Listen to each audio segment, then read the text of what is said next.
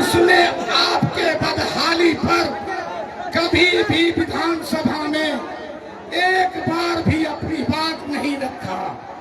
यहाँ पर जिस आदमी को 20 साल का बड़ी मुद्दत मिला आपकी खिदमत करने के लिए, क्या इस 20 साल में इस चौकीहाट में कोई बीएड कॉलेज बना, कोई डिग्री कॉलेज बना, कोई इंजीनियरिंग कॉलेज बना, कोई मेडिकल कॉलेज बना और कोई ऐसा हॉस्पिटल भी नहीं बना जो हमारी सुविधाओं के लिए बेहतर हो सकता था।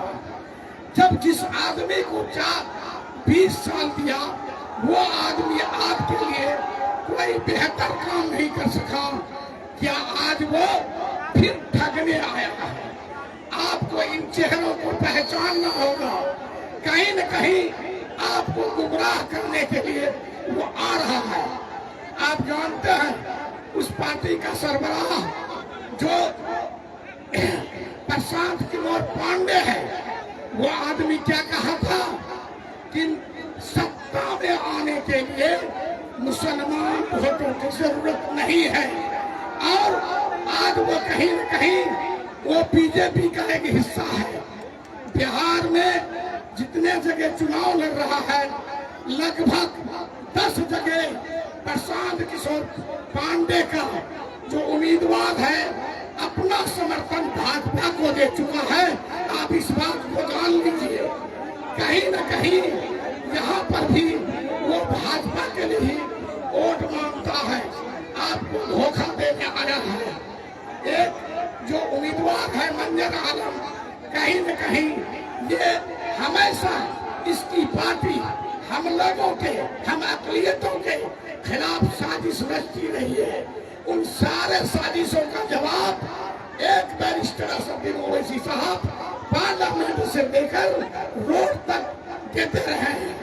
कहीं न कहीं आज हम लोगों को जरूरत है कि अपने कायद चुनने की, रहनुमा चुनने की, वो है बैरिस्टर असदुद्दीन ओवैसी साहब। एक आदमी है जो शाहनवाज आलम, आपको याद होगा 2022 में सुखाड़ आया और 2023 में प्रलयकारी बाढ़ आया। उसने क्या कहा, मेरे कार्यकाल में कोई बाढ़ सुखाड़ नहीं आया। वो आपका 900 करोड़ का जीआर राशि 12 की राशि डकार गया। फिर वो मैदान में है, वो ठगने की कोशिश कर रहा है, पैसा बांटने की कोशिश कर रहा है। वो आपका पैसा है। मैं आप लोगों से बहुत बड़ा गुजारिश करता हूँ, वो अगर पैसा दे तो प्रति व्यक्ति 7,000 रुपया मिलना था। आप पैसा ले लेना। कैसन के कानून हो, मैं भ्रष्टाचार मुक्त जोकीहाट दूंगा। जय हिंद, जय जोकीहाट, जय हाथियों की सरजमीन, पीर बाबा की जमीन। आइए हम सबके बीच हम सबके लोकप्रिय नेता और हर दिन अजीज रियासत बिहार के कौमी सदर जनाब अख्तरुल ईमान साहब जिंदाबाद।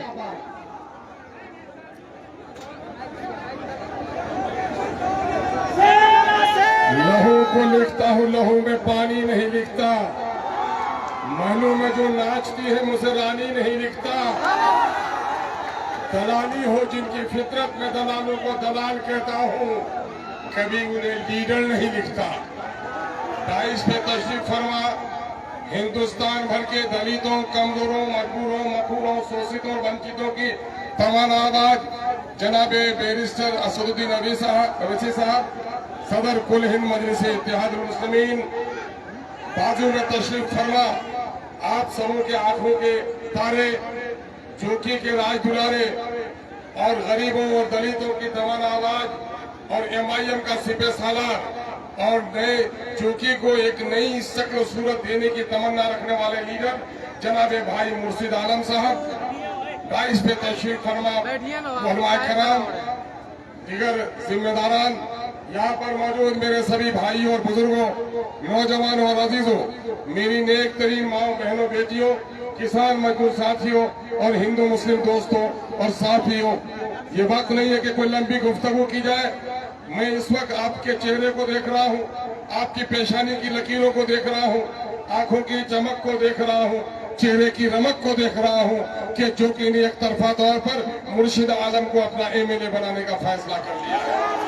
अल्लाह रब्बुल इज्जत से दुआ है आपके जज्बे को अल्लाह सलामत रखे और 14 तारीख को आप जश्न मनाएं। आपके दरमियान में ये जो शख्स आया है, ये बाप के नाम से नहीं आया है, मुर्शिद आलम अपने नाम से आया है। तस्लीमुद्दीन साहब के दोनों साहबजादे, तस्लीमुद्दीन साहब मेरे सियासी उस्ताद रहे हैं, उन्होंने समाज के चौधरी निजाम को खत्म किया था। इनके दोनों बेटों ने समाज में चौधरियों को दलाल बनाकर का काम किया है। उस चौधरी राज के खिलाफ लड़ाई लड़नी है। ये भटक गए हैं बेचारे, ये कहाँ चले गए? मैंने शहनवाज साहब को टिकट दिया था, कितनी बड़ी दगाबाजी और गद्दारी उसने की है। फैसला जोकी की आवाम इंशाल्लाह करने जा रही है। टिकट उस बार भी मुर्शिद आलम साहब का तय था। जब जनाबे तस्लीमुद्दीन साहब की अहलिया चच्ची ने मुझे फोन किया, बेटा तुम्हारे चचा ने तुमको टिकट दिया था, शहनवाज को गर्दन पे हाथ देके राजद वालों ने निकाल दिया है, बेटा इसको सहारा नहीं दोगे। जब निकाल दिया था राजद ने, तब मैंने उसको सहारा दिया और एमआईएम के टिकट पर एमएलए बन के गया और पूरे एमआईएम को तोड़ने का काम इसी शहनवाज ने किया। ये सजा देना जोकी के लोगों को आपका काम है, यकीन जानो।